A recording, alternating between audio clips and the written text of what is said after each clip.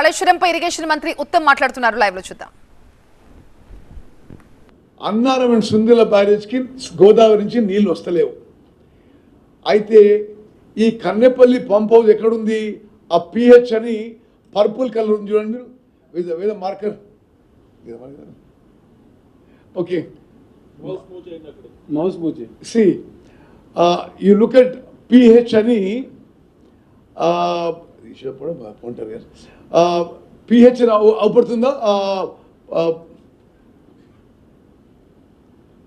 Okay, ఆ Medigadda barrage కంటే కొంత ముందు పిహెచ్ అని పంప్ హౌస్ అది ఇప్పుడు వీళ్ళు వాళ్ళు పోయింది అక్కడికి.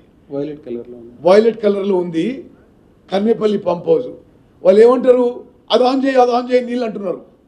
ఇక్కడ ప్రాణహిత చేవెళ్ళ ప్రాణహిత నీళ్ళతో కోసం. వాస్తవం ఏంటంటే ఇది ఆన్ చేస్తే నీళ్లు అన్నారం బ్యారేజ్కి పంపు చేయాలి. అన్నారం బ్యారేజు ఫౌండేషన్ ఈ సస్పెక్ట్, అనుమానాస్పదం. ఈ సీకండ్ పైల్ ఫౌండేషన్ ఇది ప్రాపర్గా లేదు, ఇక్కడ నీళ్లు స్టోరేజ్ చేసుకోలేము అని స్పష్టంగా ఎన్డిఎస్ఏ 1-10 సార్లు రాసిచ్చిండ్రు. మళ్ళీ అన్నారం నుంచి సుందిలకు లిఫ్ట్ చేయాలి.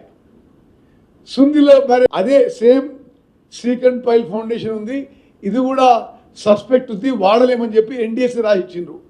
మరి ఇప్పుడు ఆ పంప్ హౌస్ నుంచి నీళ్లు లిఫ్ట్ చేసి ఎక్కడ తీసుకుపోవాలి? ఆ పంప్ హౌస్ నుంచి నేరుగా లిఫ్ట్ చేసి, అంటే వాళ్ళు సరిగ్గా కట్టి ఉంటే ఉపయోగించడంలో మాకేం అభ్యంతరం లేదు. వాళ్ళు కట్టిన డిజైన్ లోపంలో ఆ పంప్ హౌస్ నుంచి అన్నారంకి లిఫ్ట్ చేయాలి, అన్నారం నుంచి సుందిళ్ళకి లిఫ్ట్ చేయాలి, సుందిళ్ళ నుంచి ఎల్లంపల్లికి లిఫ్ట్ చేయాలి, ఎల్లంపల్లి నుంచి ఉపయోగించుకోవాలి.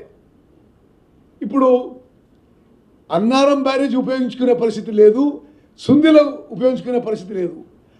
ఆ లెవెల్ ఈ బ్యారేజీలు మేడిగడ్డ కానీ అన్నారం కానీ సుందిల కానీ ఇప్పుడు గేట్లు దింపే పరిస్థితి లేదు.